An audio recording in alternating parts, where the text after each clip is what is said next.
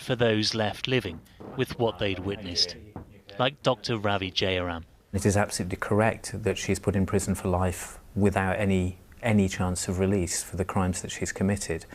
But it doesn't change the fact that the parents of these babies and their families will never get back what's been taken away from them.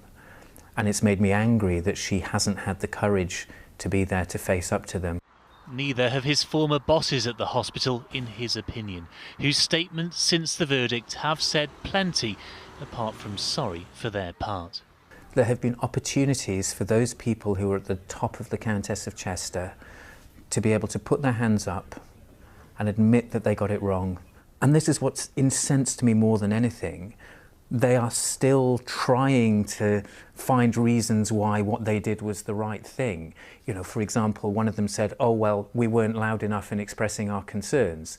How much louder could we be? We were loud enough for you to try and vilify us and smear us and drive some of us to the point of applying for jobs in other hospitals.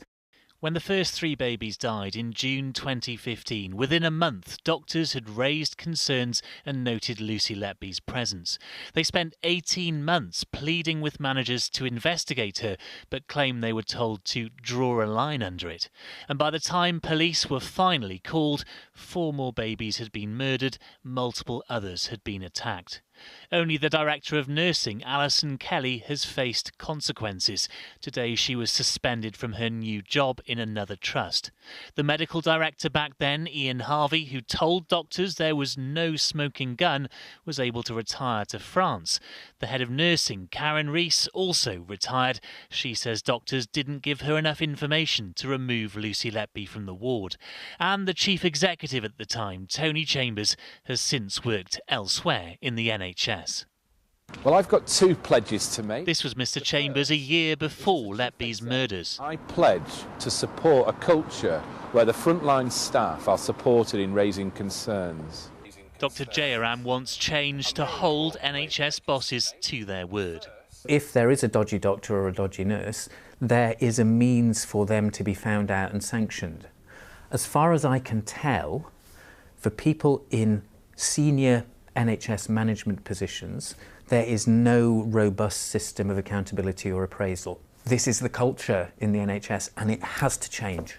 The promised inquiry is supposed to help achieve that.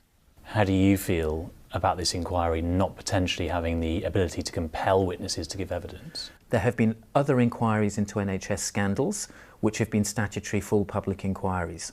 Why on earth would this be announced as a non-statutory inquiry? Well, the Prime Minister argues it'll be much quicker. Is the priority speed?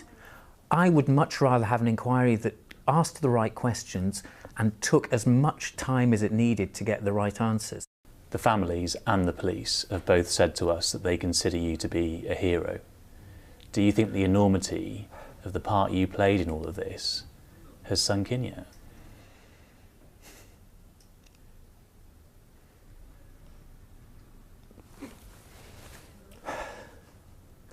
I'm not hero, Paul. I was just doing my job. It's my job to look after babies and children.